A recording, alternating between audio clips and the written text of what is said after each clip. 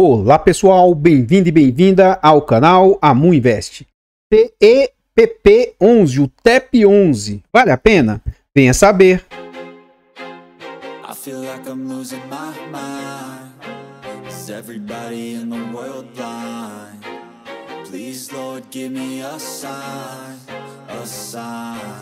Então pessoal, este é um fundo imobiliário de tijolo, ele é um fundo imobiliário de properties, de propriedades, ele é um fundo de lajes corporativas. Na data em que eu gravo o vídeo, ele está sendo negociado a R$ 94,64. Ele entregou de dividendo nos últimos 12 meses 8,55%. Ele vem sendo negociado a um PVP de 0,98. Esse fundo se recuperou bastante, tá?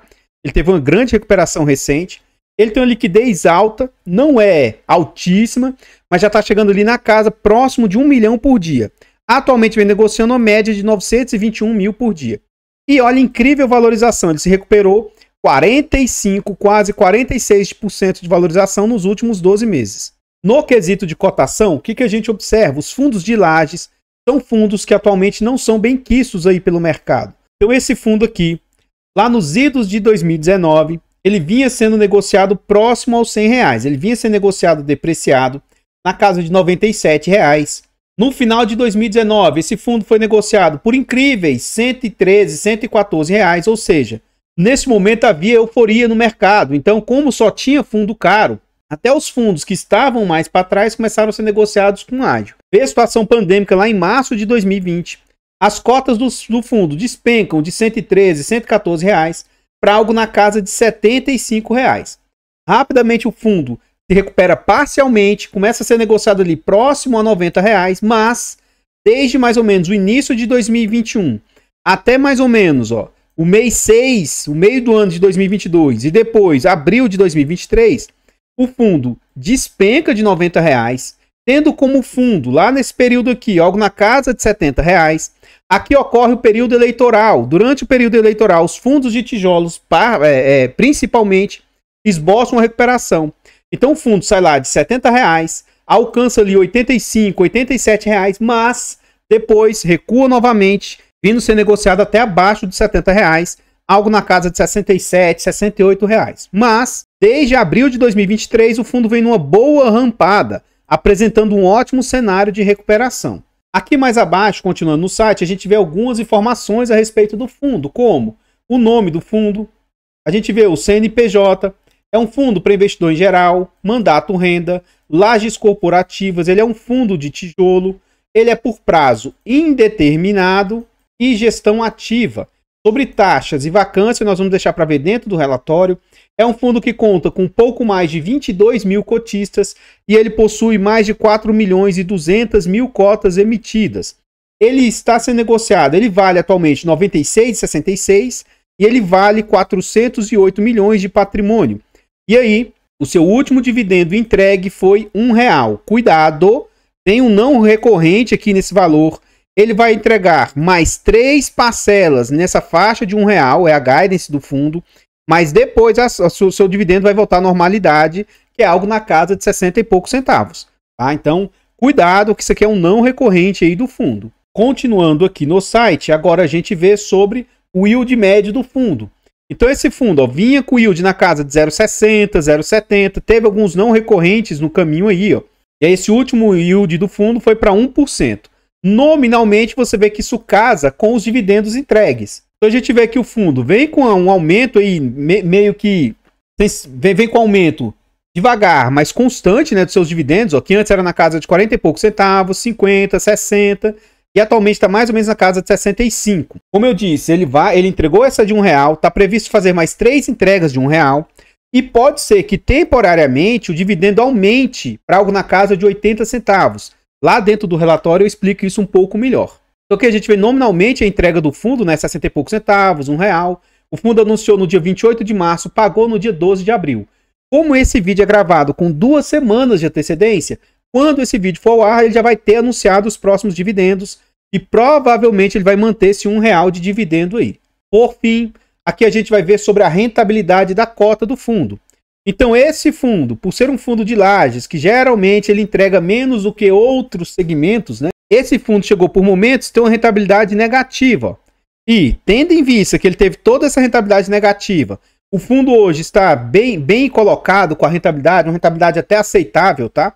Nos últimos 5 anos, o fundo já tem quase 5 anos de existência. Nos últimos 5 anos, o fundo teve uma rentabilidade de 39%, próximo do CDI, que é 45%. O fundo superou o IPCA do período, o IFIX do período, ficando também atrás do IDIV, que é o Índice de Dividendos das Ações. Então, assim, na minha humilde opinião, a tendência é que agora o fundo comece a destravar bastante resultado, tá? Então eu vejo como o fundo vem entregando um bom resultado. Então, pessoal, antes a gente continuar vendo mais a respeito desse fundo imobiliário, eu trago aqui para vocês formas de apoio financeiro ao canal. Se você gosta do nosso trabalho e quiser nos apoiar, considere fazer uma doação para o Pix do canal, amuinvest@gmail.com. Qualquer doação é muito bem-vinda. Os nossos canais contam com um clube de membros. Torne-se membro aí dos nossos canais a partir de 10 centavos por dia, R$ 2,99 por mês. É um valor barato e acessível, mas que pra gente ajuda muito. Além de nos apoiar, você tem acesso antecipado a vídeos, participa do grupo fechado lá e ainda tem preferência quando pede um vídeo. De novo, esse vídeo é gravado com 2 semanas de antecedência. Quem é membro tem desconto na nossa planilha de controle financeiro. É um ótimo produto aí, de ótima qualidade, vai te ajudar a organizar os seus ativos e vai te ajudar na sua declaração de imposto de renda. Além do mais, você apoia o canal financeiramente. Adquira a planilha porque ela é barata e acessível e você nos ajuda aí. Por fim, nós contamos com e-books de introdução aos fundos imobiliários e introdução aos FIAGROS. São e-books de ótima qualidade, são e-books baratos e acessíveis, um ótimo material que vai te ajudar imensamente aí na decisão dos seus ativos aí. Além do mais, você comprando os e-books, vocês nos apoiam financeiramente. Muito obrigado a todos vocês aí que nos apoiam. Esse vídeo foi uma sugestão aí do membro Márcio Peixoto. Ele falou: boa noite, Amu. Quando puder, pode fazer um vídeo sobre o TEP, um fundo de lajes que achei muito interessante. Então tá aqui o vídeo que eles pediu para a gente fazer. Aqui agora nós já estamos dentro do relatório gerencial e a gestão vem trazer alguns destaques. Então ele traz algumas informações que a gente já até viu, né? Quanto estava sendo negociado, quanto que o fundo vale. Então ele está ali no seu PVP de 1, o número de cotistas, a quantidade de cotas, né?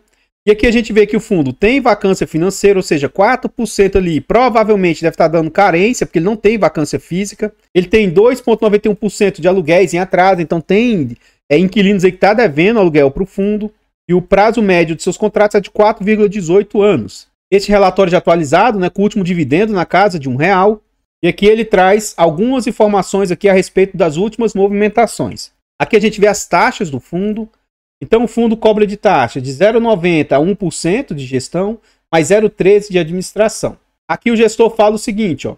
Em março foi marcado por 2 eventos. Em primeiro lugar, o edifício Passarelli firmou a renovação do contrato com a Estapar. Isso resultará em um aumento projetado de 5 centavos por cota dentro do semestre, né? Então, acho que isso aqui vai refletir nos dividendos futuros. Além disso, foi aprovada a abertura do muro junto à Marginal Pinheiros, dentre outras melhorias. Em segundo lugar, o fundo iniciou sua presença na região Faria Lima com a aquisição do condomínio Faria Lima. Situado na Avenida Brigadeiro Faria Lima, o prédio está com uma curta distância de importantes pontos de referência, como metrô, shopping, 2 shoppings aí, ó. E o ativo também possui características que o equiparam com a classe A, como o tamanho da laje e o pé direito. O valor de aquisição foi de 95 milhões. Então o que acontece? Em fevereiro, o fundo fez uma venda, inclusive essa venda é o que está fazendo com que o fundo consiga fazer essas entregas extraordinárias aí de R$1. Então o fundo fez uma venda de 200 e poucos milhões e agora ele fez uma aquisição de 95 milhões. Sendo que o cap rate dessa compra foi de 8,82. Só que ele comprou parcelado, tá? Então as parcelas serão reajustadas de acordo com a variação do IPCA e, considerando o pagamento parcelado, a gestão entende que nos próximos 3 anos ele vai ter um yield de 13, 11 e 9,54. À medida que ele vai pagando, você vê que o yield vai diminuindo. Por que que isso acontece? Poxa, se ele pagou 30% do imóvel, mas já está recebendo 100% do aluguel, ele tem um yield maior. À medida que ele vai pagando o resto do imóvel, e aí ele já está recebendo 100% do aluguel, o yield vai diminuindo, tá? Não sei se eu me fiz entender. Continuando aqui, ele fala que essa aquisição representou um aumento na área do fundo. Concluído em 14 de março, o fundo passou a receber 100% do valor do aluguel, proporcional ao período da data do fechamento. Esse imóvel tem como locatária a Suzano e tem um um prazo até 2027 do aluguel aí.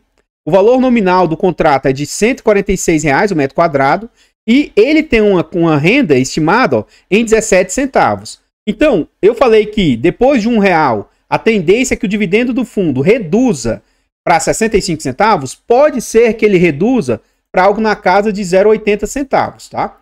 Eu estou fazendo aqui cálculos bem superficiais, mas como ele teve um aumento no dividendo aqui, teve um aumento aqui, né?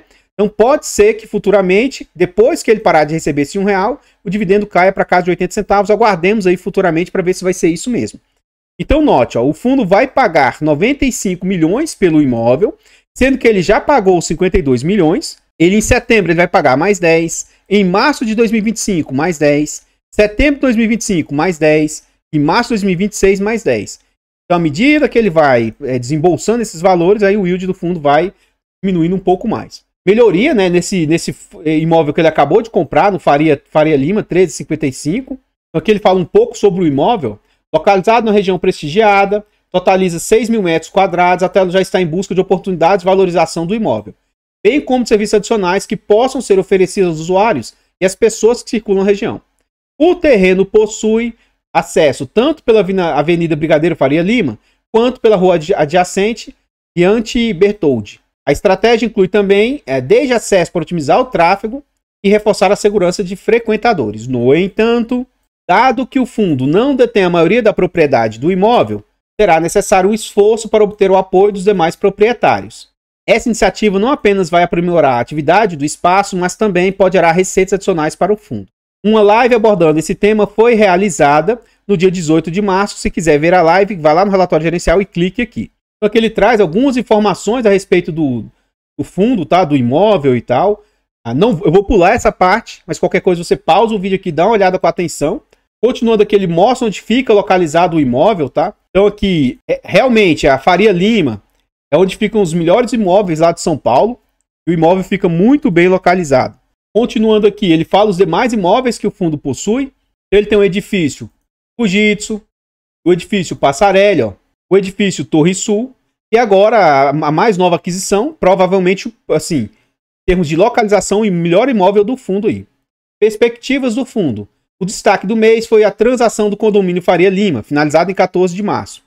O desempenho do fundo, conforme detalhado abaixo, mostra uma projeção de aumento na distribuição de março até junho. Este aumento inclui o componente não recorrente relacionado ao ganho de capital proveniente do recebimento da primeira parcela da venda lá do São Luís, em fevereiro. Apesar do desinvestimento ter ocorrido ao final de fevereiro, o fundo ainda fez jus à receita paga em março, o que, aliado à receita financeira, gerou um resultado de 74 centavos. Ao final do mês, o fundo distribuiu R$1, o que equivale a 140% do CDI. Então, note que o fundo estava distribuindo ali 64 centavos, já pagou R$1 em março, abril, está previsto pagar R$1, abril, maio, junho, e a partir de julho a tendência é que ele volte a 65 centavos. Eu acho que nos próximos meses, nos próximos relatórios gerenciais, essa guidance seja revisada para cima. A gente viu lá que tem 5 centavos, que eu acho que não estão na conta aqui. Tem também a aquisição do novo imóvel, eu acho que ele não está aqui nessas contas. Aguardemos para saber se isso vai se concretizar. Mas, assim, tá dado aqui a informação. O que vai acontecer? Provavelmente, durante esse período aqui, ó, escuta o que eu estou falando. Acompanha. Provavelmente, durante os meses de abril, maio, junho, julho. Por que até julho? Porque esse resultado de junho é pago em julho. Então, durante esses meses, caçadores de dividendos vão ver um fundo pagando um alto dividendo, não abrem um relatório gerencial, não sabem que isso é algo provisório e depois se assustam com a possível queda dos dividendos. Então, provavelmente, a cota do fundo deva disparar. Não sei se o fundo tem intenção, ou se é de interesse do fundo. Pode ser que, se ele tiver tempo hábil, durante esses meses, o fundo chame até uma subscrição para tentar captar dinheiro no mercado. Se ele tiver pipeline, se ele tiver oportunidades no mercado e se tiver tempo hábil, pode ser que tudo isso aconteça. Se alguma dessas coisas acontecer, depois me cobrem aí nos comentários. Continuando no relatório, ele traz a sua DRE. Em março, o fundo teve como receitas aí, ó, 3 milhões de locação. Do dinheiro que está parado em caixa, está gerando bastante resultado para o fundo aí, ó, 480 mil. Outras receitas, 168 mil. um total geral de 3 milhões e 600 aí.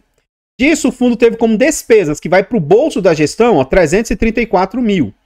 Teve despesas operacionais, despesas financeiras, despesas imobiliárias, mas que vai para o bolso da gestão, 334 mil. Outro ponto também a se atentar, note esses 152 mil, que quando for lá na frente falar sobre alavancagem, eu vou tecer comentários sobre isso. Então a gente vai calcular aqui na prática o que esses 334 mil representam frente ao total que o fundo receitou, para saber o impacto das despesas do fundo. Ó. 334 mil vezes 100 dividido por 3 milhões 386 mil. O que a gente observa? Que as taxas estão ali próximas de 10%, 9,86%, o que, na minha humilde opinião, são taxas bem aceitáveis aí. Não vejo como sendo algo grave ou como algo problemático para o fundo, eu vejo como sendo algo totalmente normal. Aqui ele traz alguns indicadores operacionais, né? Evolução da vacância física. Então a gente vê que a vacância chegou a zerar, mas como a gente viu, chegou a ser 6% a vacância do fundo, ele conseguiu atingir zerar a vacância, mas ele está com problema financeiro, ou seja, está quase zerando a vacância financeira, mas aqui pode ter sido dado carência para um ou outro inquilino, ter aquela questão de gente que está devendo ainda o fundo, então tudo isso pode estar impactando financeiramente a vacância do fundo. E aqui a gente vê indicadores operacionais, a alavancagem do fundo já chegou a ser na casa de 15%, com a venda que ele fez lá, provavelmente ele deve ter amortizado parte da dívida, né? E ela reduziu para 10% e agora reduziu para 7,6%. Então isso é algo muito, muito positivo. O fundo não tem compromissos para amortização, nem em 2024 e nem em 2025, e começa a partir de 2026, 2 milhões, 4 milhões, 4 milhões, quase 5, né? Não são valores tão expressivos. E note que o fundo tem despesas financeiras. Então, poxa, o que deve estar acontecendo é que ele está pagando só juros, não está amortizando o principal, tá? Então, saiba que ele tem gastos aí, mas não está precisando amortizar. Então, o que pode acontecer? Se o fundo não liquidar essa dívida, em 2026, independentemente do patamar que estiver os dividendos, caso ele não faça nada, nesse momento aqui pode ocorrer diminuição nos dividendos do fundo. Então, saibam vocês que pode ter, nesse momento que começar essas amortizações, pode impactar os dividendos e as entregas do fundo, mas aparentemente só pode começar a ter efeito só lá a partir de 2026. Então, pessoal, antes da gente continuar vendo mais a respeito desse fundo imobiliário, eu trago agora para vocês formas de apoio gratuito ao canal. Se você não quer ou não pode apoiar financeiramente o nosso canal, apoie de forma gratuita. Basta simplesmente aqui nesse vídeo você deixar um like, comentar, compartilhar, se inscrever no nosso canal e ativar o sino. Tudo isso é de graça, mas pra gente faz muita diferença. Nós estamos tentando chegar a 20 mil inscritos. Se inscreva no canal e nos ajude a chegar a essa meta. Comenta aí pra nós. E aí? Você conhecia esse fundo imobiliário? Você tem ele no seu portfólio? Você, se não tem ele, tem algum outro fundo de lajes aí? Os fundos de lajes atualmente estão muito depreciados, malquistos. Aparentemente, muita gente hoje não gosta mais do segmento. Eu gosto bastante do segmento. Eu acho que esse fundo deu uma boa volta por cima. A gestora fez um ótimo trabalho no fundo. E com essas vendas também está destravando bastante valor. E na minha opinião, ele fez uma ótima troca na venda desses ativos aí. Eu não sou cotista do fundo, não tenho interesse de ser cotista do fundo, mas eu acredito que ele seja um bom fundo aí para você estudar. E se tiver espaço no seu portfólio, ele caiba em uma carteira diversificada. Não é um dos melhores fundos de lajes, mas eu não vi nenhum problema grave ou algo problemático no fundo. E como eu disse, ele deu a volta por cima e a gestora vem fazendo um ótimo trabalho. O fato de eu estar falando positivamente a respeito do fundo não significa indicação de compra, venda ou manutenção do ativo. Como eu disse, eu não tenho interesse de ter o ativo. Nós temos aí um canal secundário, o canal Amu Notícias. E o nosso objetivo é tentar chegar a 1000 inscritos para monetizar o canal. Já contamos ali com 21 inscritos. Esse canal é específico para falar sobre notícias do mercado financeiro. Então eu acabei de fazer um vídeo polêmico, falando sobre a polêmica envolvendo o VGHF. Esses vídeos eu republico eles aqui no canal Amu Invest, porque o canal lá ainda não é monetizado. Então vá lá no canal Amu Notícias, se inscreva, veja os vídeos por lá, deixe um comentário lá, ajude a gente a crescer o canal. Desde já, obrigado vocês aí, agradeço de coração todos vocês que apoiam. Todos os nossos canais estão presentes em outras plataformas. Vá lá nessas plataformas, siga, se inscreva, comente, compartilhe, que ajuda demais. Eu abro caixa de pergunta frequentemente no Instagram. Deixe a sua dúvida lá que eu vou procurar atender com a máxima rapidez. Voltando aqui para o relatório, a gente vê o seguinte, olha, os inquilinos do fundo tem 30% do setor de serviços, tecnologia, financeiro, então ele tem uma boa pulverização por diversos segmentos, isso aqui é muito bom. 78% dos contratos do fundo são reajustados por IPCA e 21% por IGPM. No relatório aqui ainda está como o São Luís, tá? Por isso que eu acho que o relatório não está 100% já ajustado o novo imóvel. Então ele tem 27% Torre Sul, 17% Passarelli, 13% Fujitsu. E vamos ver o quanto que o novo imóvel, que não é mais o São Luís, vai representar na nova composição do fundo, né? Aqui ele mostra os meses de renovação. Então, o maior mês é janeiro, onde tem a maior parte das renovatórias, mas ele é bem pulverizadinho em todos os meses do ano aí, então sempre está tendo reajuste. Os contratos, isso aqui para mim eu não entendo por que tem situações aqui de 2022, 2023. Então, no ano de 2024, venceu ou vai vencer 2% dos contratos, e aí, ano que vem, 8%, 2026 e 2027 é um ponto de atenção, porque vai vencer bastante percentual dos contratos do fundo, mas por enquanto está tranquilo. Mas bastante atenção para 2026 e 2027. Aqui ele traz algumas informações quanto ao mercado secundário, geralmente essas partes aí eu pulo, a rentabilidade também eu costumo pular, e aqui ele traz os imóveis que o fundo possui.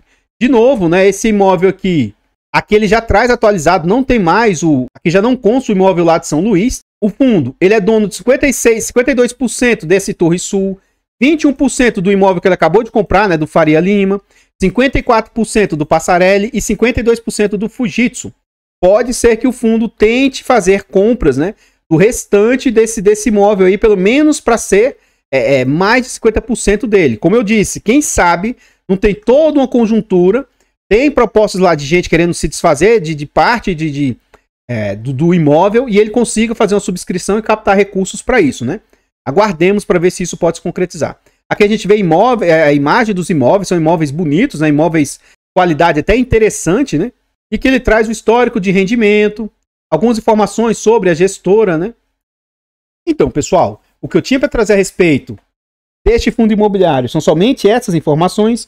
Eu gostaria de agradecer imensamente todos vocês que nos apoiam, seja de forma gratuita, seja de forma financeira. Vá lá no canal Amu Notícias e se inscreva e nos ajude lá. Lá no canal Amu Dicas nós temos e-books de português para concurso público. Compre e apoie o nosso trabalho. Desde já, muito obrigado a todos vocês aí que nos ajudam. Eu vou ficando por aqui e eu espero encontrá-los nos próximos vídeos. Fiquem todos com Deus. Tenham um bom dia, uma boa tarde, uma boa noite e fui! I feel like I'm losing my mind. Is everybody in the world blind? Please, Lord, give me a sign, a sign. I feel like I'm losing my mind.